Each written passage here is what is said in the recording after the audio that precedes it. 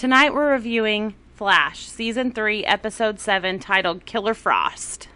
Well, on this whole Caitlin Snow here, I don't really understand the reason why she's so freaking, whacked out. I understand she had a shitty-ass childhood, but I don't really understand why she's becoming a bad guy. She should be able to control it. I mean, at least some way. I mean, I understand we see later in the episode, of course, Barry did help her control or whatever, but I'm really kind of curious the reason why she's just basically letting herself go. All of her morals, all of her rules that actually keep her as Caitlin, she just kind of throws them out the window. I really don't understand why. Why wasn't she actually using her abilities for good, honestly? Like, say, or Heatwave. He was a bad guy originally with Captain Cold, and he actually has turned around and actually is a good guy. So I really don't see the reason why, they're, like Barry was saying earlier, I don't think it is a like a coin flip, good and bad kind of thing. They can easily swap back and forth.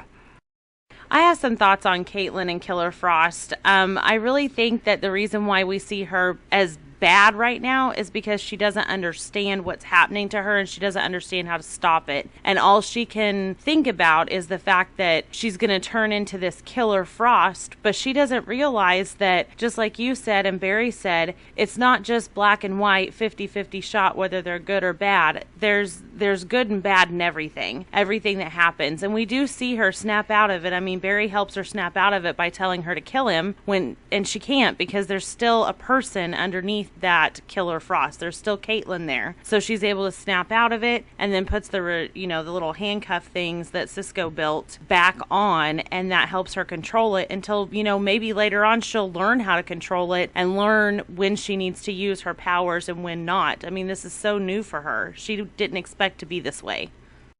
The whole thing where she was trying to make alchemy take away her powers and whatever else. I don't know. I think this was just kind of a quick fix at this point. She just wants everything to go back the way it was. And I think, honestly, at this point, she just kind of needs to take her powers and kind of go on with it. I just kind of really hope it's not like a Phoenix thing where she's having like a split personalities. That's kind of what it seemed like to me almost, where it was completely like taking over her or whatever else. I really hope that's not the direction we're going to be going with this.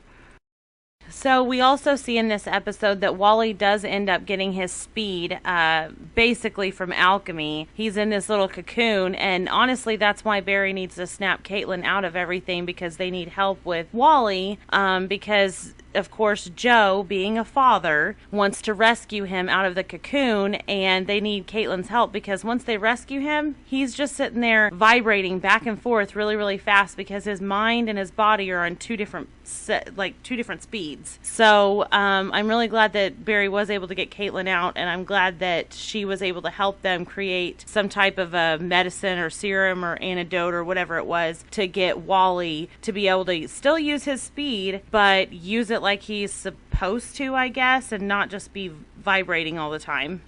This whole thing about giving Wally his abilities, I don't think this was a smart idea on the whole alchemy team, I guess. Because you think about it, they already have to deal with Flash. And I'm guessing this whole Speed God guy doesn't really think that it would be that big of a deal. But, when you put two Flashes together, it's not going to be a good idea, because now you have both their abilities you have to deal with, where he should have just gotten rid of Barry first and then brought in Wally and given the abilities and stole his abilities, because that's a whole ordeal. This freaking God here is trying to steal everybody's powers, other speedster powers to make him more powerful, so that's why he's giving out powers or whatever. But I really think he should have thought this one through. I don't think creating Kid Flash was a very good idea on his part. So my final thoughts on this episode, it was a good, I guess, plot building episode. We see that during the Killer Frost moment with Julian, and Flash, we see that Caitlin decides to spill the beans about Barry being the cause of Cisco's brother not being in this reality since Flashpoint. Cisco didn't know that yet, and so Cisco is rightfully upset because, essentially Barry's pretty much screwed up a lot of things from his Flashpoint. At the very end, Barry asks him, "Are we okay?" And Cisco says, "Let me tell you the truth, I don't know." So I don't know where this is going to go. I really hope it doesn't break up the team, especially with the whole Cisco thing. And then we have the Killer Frost thing, and now we have Kid Flash. Who knows where this is going to go? I hope it doesn't break up the team, and I hope they can come together and honestly work as a team, because it's going to take all of them to take down Alchemy and Savitar.